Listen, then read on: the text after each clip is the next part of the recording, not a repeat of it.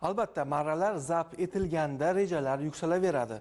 Ayniqsa davlat rahbari islohotchi prezident bo'lsa, har bir tashabbus real natijaga qaratilgan bo'lsa, marra yo'llari qisqarishi tabiiy holat.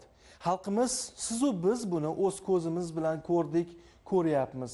O'zbekiston yetakchisi 9 yil davomida barcha sohalarni yangidan shakllantirdi. Ta'bir joiz bo'lsa, noldan oyoqqa qo'ydi. Islohotlarni aniq amaliy natijaga aylantirish uchun qancha kerak bo'lsa shuncha mablag'ni topib beryapti va katta taraqqiyot yo'li bosib o'tildi. Albatta, hech biri osonlik bilan bo'lgani yo'q. Hammasining tagida tinimsiz mehnat, katta zahmat bor. Ammo O'zbekiston yetakchisi Shavkat Mirziyoyev boshlagan hamma islohotlar real hayotda o'z natijalarini ko'rsatmoqda. O'zbekiston 2030 strategiyasining takomillashtirilgan loyihasida esa mana shu natijalarni yanada yuksaltirish ko'zda tutilyapti. Yangi tahrirdagi strategiya haqiqatan o'ziga xos. Birinchidan, juda katta masshtabdagi dasturga aylangan bo'lsa, ikkinchidan, xalqimizning hayotini yaxshilaydigan ko'rsatkichlarga boyligi bilan ajralib turadi. Ya'ni xalqchil hujjatga aylantirildi. O'zbekiston yetakchisining xalqni, oddiy odamlarni rozi qilishga qaratilgan siyosatini ushbu loyihaning har bir bandida ko'rishimiz mumkin. Ushbu hujjat jamoatchilik muhokamasi uchun O'zbekiston 2030.uz onlayn platformasiga joylashtirilgan.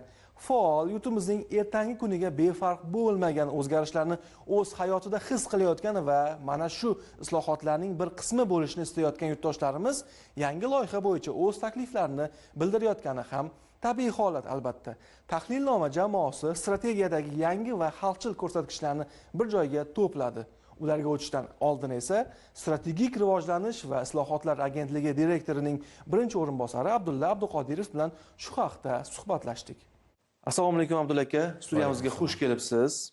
2 yil oldin biz O'zbekiston 2030 strategiyasini qabul qilgan edik. Nima uchun strategiyani yangilash kun tartibiga chiqmoqda? Bu masalani bir nechta jabhalari bor. Strategiyani qabul qilinganiga deyarli 3 yil o'tdi va bosib o'tilgan yo'lga yana bir baho berish va uni bir qanchalik biz oldinga qo'ygan maqsadlarimizga to'g'ri kelmayotganini baholash bu tabiiy jarayon. Bu falsafiy nuqtai nazardan juda ham kerakli hol. Biz tizimli boshqaruv qurishga harakat qilyapmiz. Va bu tizimni eng asosiy ko'rinishlaridan biri albatta qonun ustuvorligi. Ikkinchi masala bu qabul qilinayotgan qarorlarni ma'lum bir mantiqqa, ma'lum bir o'zaro kelishuvlikka mosligi. Ya'ni konsepsiya qabul qilinadi, keyin strategiya qabul qilinadi. Strategiyaning asosida demak turli yo'l xaritalari, yillik masalan rejalar qabul qilinadi. Mana shu 3 ta tabaqadagi rejalashtirish tizimini joriy qilish. Oradan 3 yil o'tgandan keyin biz ma'lum tajriba orttirdik, bilimlarga ega bo'ldik va shu bilimlar va o'zgarishlar nuqtai nazaridan qaralganda prezidentimizning tashabbuslari o'zlari bilan aytdilarki, buni qayta ko'rib chiqishimiz kerak. Chunki bu yerdagi ba'zi maqsadlarga erishildi muddatdan avval, ba'zi maqsadlar bugungi kundagi dunyo qarashimizga va dunyodagi bo'layotgan o'zgarishlarga to'g'ri kelmaydi deb aytdilar bizga. Bir so'z bilan aytganda biz marrani yana ham balandroq olyapmiz yangi strategiya bilan. Bir hisobdan marrani balandroq olyapmiz, ikkinchi hisobdan marrani aniqlab olyapmiz, mohiyatini aniqlab olyapmiz. Bu muhimroq masala. Ha, ko'rsatkichlar ko'tarilyapti, ikkinchi hisobdan ko'rsatkichlar aniqlanyapti va yangi ko'rsatkichlar ham kiritilyapti, chunki bugungi jamiyatimizni, iqtisodiyotimizni, ijtimoiy jamiyatning taraqqiyot darajasi shunga yetib keldi, taqozo qilyapti. Necha foiz yangilanyapti? Ko'rsatkichlar 60-65% ga butunlay yangilanadi va yangi ko'rsatkichlar ham qo'shiladi. Bu bir. Ikkinchisi, prezidentimiz parlamentga xalqqa murojaatlarda yangi darajalarni aytib o'tdilar. Bu 2030 ga kiritilgan o'zgarishlarning eng muhim mohiyatini tashkil qiladi. Bunda aytildiki, biz 2030-yilga kelib yalpi ichki mahsulot hajmini 240 milliard dollarga yetkazamiz. Ayniqsa xalq xo'jaligini stabilligini, raqobatbardoshligini ta'minlaydigan ko'rsatkichlar. Masalan, aytilyaptiki, avia tashish sohasida bizda yana 15 ta xususiy avia korxonalari yaratish nazarda tutilgan. Bu ichki raqobatbardoshlikni kuchaytirishga qaratilgan yo'nalishlardan biri. Ya'ni iqtisodni raqobatbardoshligi va barqarorligini ta'minlash bu eng katta masalalardan biri. Eng muhimi strategik rivojlantirish va rejalashtirishda ma'lum bir tizim yaratilyapti va bu tizimga vazirlik va idoralardagi xodimlarning malakasi ham o'shanga yarasha tayyorgarlik olib boriladi. Ya'ni ular qayta o'qitiladi, ularning dunyo qarashi o'zgartiriladi. Shu strategik o'ylashga qobiliyati bo'lgan insonlar bu sohalarga jalb qilinadi va ular bu sohalardagi strategik yo'nalishlarga eng javob beruvchi mutaxassislar bo'lib qoladi. Nafaqat qonuniy tizim yaratilyapti, balki ma'muriy tizim ham shunga moslanyapti va ikkalasini o'ylaymanki samarasi ancha yuqori bo'ladi. Qabul qilingan qarorlarning ustidan nazorat ham juda muhim. Lekin nazorat bo'lmaydiki, agar bu ko'rsatkichni o'lchash mumkin bo'lmasa. Shuning uchun o'lchami bo'lgan, aniqligi bo'lgan yo'nalishlarga katta e'tibor qaratilyapti. Abdulla aka, tahlilnoma ijodiy jamoasi yangilangan O'zbekiston 2030 strategiyasidagi eng qiziq va eng muhim ko'rsatkichlarni to'plagan edi va mana shu infografikali rolikni tomosha qilsak-da, so'ng suhbatimizni davom ettirsak. O'zbekiston 2030 strategiyasining yangi tahririda xalqimiz hayotiga ta'sir ko'rsatuvchi sohalarga urg'u berilmoqda. Maktabgacha ta'lim tashkilotlari va maktablar pedagog xodimlarining o'rtacha ish haqini 2 barobar oshirish, bog'cha va maktablarni toza ichimlik suvi va zamonaviy sanitariya gigiyena infratuzilmasi bilan 100% ta'minlash, olis va chekka hududlarda joylashgan 715 ta umumiy o'rta ta'lim muassasalari o'quvchilari uchun bepul avtobuslarni yo'lga qo'yish. Olis hududlardagi abituriyentlar uchun pedagogik ta'lim yo'nalishlari bo'yicha davlat granti asosida tayyorlanadigan kadrlar ulushini 17% ga yetkazish, nodavlat umumiy o'rta ta'lim tashkilotlari sonini 1000 ta bo'lishiga erishish. Tadbirkorlar uchun nodavlat umumiy o'rta ta'lim tashkilotlari faoliyatini yo'lga qo'yish uchun 1 trillion so'm miqdorida imtiyozli kreditlar ajratish. 14 ta hududiy ilg'or kasbiy mahorat texnikumlarini va kasblar shaharchasini tashkil etish, top 500 reytingiga kiradigan xorijiy universitetlar bilan hamkorlikda 50 ta qo'shma ta'lim dasturi asosida 2 diplomli tizimni joriy qilish, 10 ta oliy ta'lim muassasasini dunyoning eng nufuzli top 1000 oliy ta'lim tashkilotlari reytingiga kiritish, 150 ming o'rinli talabalar turar joylarini qurish. O'rtacha umr ko'rish davomiyligini 78 yoshga yetkazish, tibbiyot sohasida 20 ta sun'iy intellekt loyihasini ishga tushirish, nogironligi bo'lgan muhtoj shaxslarning sifatli va zamonaviy protez ortopediya buyumlari bilan ta'minlanganlik darajasini 100% ga yetkazish. Mutlaq kambag'allikka barham berish orqali uning darajasini 0% ga tushirish, 400 ming nafar yoshning bandligini ta'minlash va muammolarni hal etish, 2 million nafar fuqaroni kasb-hunar, tadbirkorlik ko'nikmalari va xorijiy tillarga o'qitish. Xalqaro imtihon tizimlari bo'yicha yuqori ball to'plagan 86 ming nafar yoshga imtihon topshirish xarajatlarini to'liq qoplab berish. Xorijiy tillarni o'rganishni qo'llab-quvvatlashga qaratilgan 2+6 dasturiga 100 ming nafar yoshni jalb etish. Axborot texnologiyalari sohasida 300 ming nafar yoshni ish bilan ta'minlash, 5 million sun'iy intellekt yetakchilari loyihasi doirasida eng iqtidorli yoshlarni nufuzli xalqaro talablarga mos dasturlar asosida tayyorlash.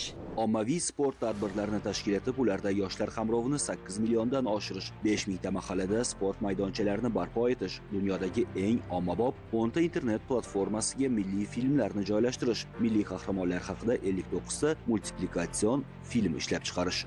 Aviaqatnovlar sonini 200 mingtaga, respublika hududlari o'rtasida 41 mingtaga yetkazish. Toshkent-Samarqand, Toshkent-Farg'ona vodiysi va boshqa yo'nalishlarda jami 130 kilometr uzunlikdagi pulli avtomobil yo'llarini qurish. Yangi avtobuslar sonini 5 mingtaga, elektrobuslarni 2 mingtaga yetkazish, shaharlar hududining kamida 30% da yashil maydonlar tashkil etilishiga erishish. Eksportchi korxonalar sonini 15 mingtadan oshirish, oilaviy tadbirkorlikda doimiy band bo'lgan aholi sonini 1 million nafar bo'lishiga erishish. Internet xizmatining kichik tezlikdagi tarif rejasi tezligini 10 baravarga oshirish, xalqaro internetga ulanish tezligini 5000 gigabit sekundga yetkazish, raqamli xizmatlar eksporti hajmini 5 milliard dollar bo'lishiga erishish, IT park rezidentlari tomonidan yaratilgan ish o'rinlari sonini 100 mingtaga yetkazish. Har yili 140 mingdan kam bo'lmagan xonadonli uy-joylarni barpo etish, yangi O'zbekiston massivlari sonini 100 taga yetkazish, ko'p qavatli uy-joy qurilishida muddatdan kechikish holatlarini bartaraf etish, har 100 ming aholiga to'g'ri keladigan yo'l transport hodisalari bilan bog'liq jinoyatlarni yillik ko'rsatkichni kamida 18% gacha kamaytirish.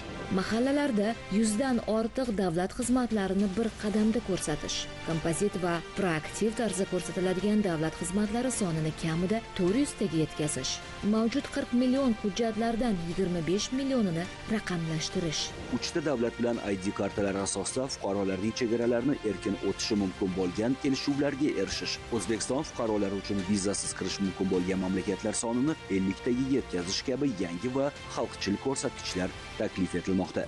O'zbekiston 2030 strategiyasini odam tahlil qiladigan bo'lsa, shaxsan o'zim guvoh bo'ldimki, ushbu yangilangan strategiyada maqsadlarga erishish yilma-yil belgilangan. Misol uchun, aholi daromadi, jon boshiga daromad biz 3800 dan va 5 yil ichida $5800 gacha yetkazish belgilab qo'yilibdi. Har yili o'sib borish ko'rsatkichlari bilan biz 2030-yilda shuncha bo'lamiz degan maqsad emas. Ya'ni har yili to'g'ri o'sib boradi. Juda yaxshi e'tibor qaratdingiz. Ilgarigi strategiyaning avvalgi ko'rinishida oxirgi natija ko'rsatilgan edi. Endi bu yerda har bir yilda bosqichma-bosqich natijalar ham, oraliq natijalar ham belgilangan. Bu birinchi mohiyat. Ikkinchi mohiyat yana shundaki, nafaqat o'sish ko'rsatkichlari, balki aniqlik kiritish ham katta e'tibor berganmiz. Aholi jon boshiga 3800 dan 5800 gacha. Lekin buni orqasida nima turibdi? Qaysi sohalarga e'tibor beriladi? Bu ham juda katta ahamiyatga ega. Masalan, yalpi ichki mahsulotning deyarli 50% bu xizmat sohalarida yaratilyapti. Mana shu sohalar ham 5 yilda o'zini dinamikasini saqlab qoladi. Shu bilan birga eng katta e'tibor berilyapti metallurgiya, mashinasozlik sohalarini, ya'ni ishlab chiqarishga sharoit yaratib beradigan sohalarning rivojlanishiga katta e'tibor berilyapti. Va qishloq xo'jaligida ham juda katta o'zgarishlar nazarda tutilgan. Eng muhimi o'zgarishlardan biri yerga bo'lgan egalik huquqini yanada takomillashtirish masalasi. Tranzaksion xarajatlar degan ko'rsatkich kiritilyapti. Ya'ni bu masalan yerning sifatini saqlab turish uchun ham uni sug'orish kerak, ma'lum bir o'g'itlar sarf qilish kerak. Bu xarajatlarning miqdori bor. Agar ma'lum bir sabablar bilan bu yerdan foydalanish huquqi bekor qilinsa, bu xarajatlar hisobga olingan bo'lishi kerak va ular kompensatsiya qilish kerak yerdan foydalanuvchiga. Mana shu natijalar ham qishloq xo'jaligi 2030-yillarga kelib, xudo xolasa yaratiladi. Ya'ni yerdan foydalanish huquqi bilan bu huquqni orqasida turgan mas'uliyat va mas'uliyat orqasida turgan xarajatlarni o'lchami balandlashtiriladi. Har yilgi ko'rsatkichlar degani bu yurtdoshlarimiz har yili o'zgarish o'zini hayotida his qiladi degani. 30-yilga kelib bir narsa bo'lar emas, har yili sening hayoting o'zgarib, 30-yilgacha borganda sen shunaqa yashaysan degan. Endi bu ko'rsatkichlar nimaga ko'rsatilyapti? Ya'ni aholi bilan davlat o'rtasidagi muloqotni asosi shu bo'ladi. Hozir talablar boshqacha, xalq tomonidan so'rovlar boshqacha. Shu so'rovlarga moslashish uchun biz yuqoriroq ko'rsatkichlarni qo'yishga harakat qilyapmiz. Strategiyaga nazar tashlaydigan bo'lsak, shaxsan o'zimni ham xursand qilgan ko'rsatkichlar juda ham ko'p bo'ldi. Misol uchun, O'zbekiston 2030-yilgacha borib, avtomobil ishlab chiqarish sonini yiliga 1 million donaga yetkazish maqsad qilyapti. Bu juda katta ko'rsatkich. Yoki siz hozir qayd etdingiz, qishloq xo'jaligida eksportni biz 10 milliard dollarga yetkazmoqchimiz. Yoki turizm eksportini 6 milliard dollardan oshirib, xorijiy sayyohlarni 20 million nafar qabul qilish. Bu ko'rsatkichlar, lekin bularning orqasida turgan aholi uchun mohiyat biz uchun kattaroq ahamiyatga ega. Masalan, avtomobillar sonini gapiradigan bo'lsak ham, ularning ichida elektromobillar sonini 10% ga yetkazish nazarda tutilgan. Ya'ni ekologiya masalalariga, aholining makon qadriyatlari bor, o'zining makon sifati qadriyatlari, shunga ham juda katta e'tibor berilyapti.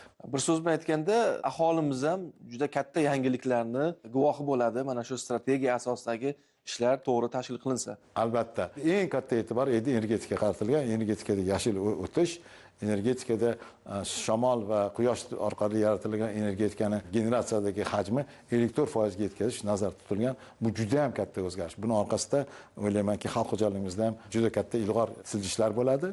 Shaxsan ekspert sifatida o'zingizni ham xursand qilgan, ta'sirlantirgan 3 ta ko'rsatkichni ayta olasizmi? Birinchidan yashil energetikaga o'tish ko'rsatkichi hozirgina aytib o'tdim. Ikkinchidan sog'liqni saqlash sohasiga ajratilgan xarajatlarni aniq belgilangani va ularni himoya qilinganligi. Ya'ni sog'liqni saqlash sohasidagi xarajatlar 3% deb belgilab, ular himoya qilingan xarajatlar kategoriyasiga kiritilgani. Bu juda meni xursand qildi. Yalpi ichki mahsulotimizni o'sish templari juda yuqori belgilangan. Bu yalpi ichki mahsulot o'sishi bu umumiy ko'rsatkichda, buning orqasida bir nechta driverlar turadi.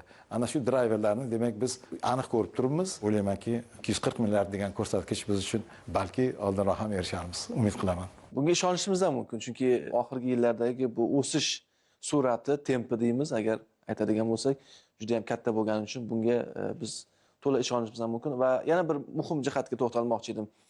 Bu strategiyani, ya'ni yangilangan strategiyani bemalol xalqchil deb ayta olamiz. Meni e'tiborimni tortgan jihat aynan ilm-fanga va sog'liqni saqlash sohalariga ajratiladigan mablag'larni yalpi ichki mahsulotimizni foizi bilan belgilanyapti. Biz yalpi ichki mahsulot 240 milliardgacha olib chiqmoqchimiz va bu degani har yili sog'liqni saqlash, ta'lim xarajatlari ham Shunga o'sib munosib boradi o'sadi. deganida ajratiladigan mablag'. Bu ham menimcha o'ziga xosliklardan bittasi bo'ldi. O'ziga xoslik va eng muhim yana bitta narsani aytishimiz kerak. Prezident oldimizga qo'ygan narsa iqtisodiyotimizdagi barqarorlik va raqobatbardoshlikni oshirish.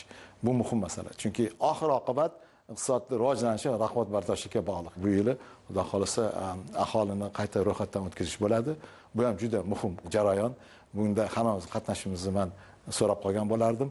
Chunki aholini ro'yxatdan o'tkazish va qishloq xo'jalik faoliyatini ham butunlay qaytadan ro'yxatdan o'tkazamiz. Ya'ni biz aniq bilishimiz kerakki, nimalarga, kimlarga tayangan holda bu iqtisodiy islohotlarni amalga oshira olamiz. Hali xalqimizdan talablar ko'p tushadi. Fevralning boshigacha muhokamaga qo'yilgan konsepsiyaning yangi matni. Bundan talablar, takliflar kelgandan keyin, ular tanlab olingandan keyin, ular yana bir marta Iqtisodiyot va Moliya vazirligi bilan ko'rib chiqilib, ular strategiya ichiga qo'shiladi va yana tasdiqqa kiritiladi. Sizga studiyada ishtirok uchun minnatdorlik bildiramiz, Abdulla aka. Sizga katta rahmat. Sog' bo'ling, salomat bo'ling. Katta rahmat. Sog' bo'ling, charchamang.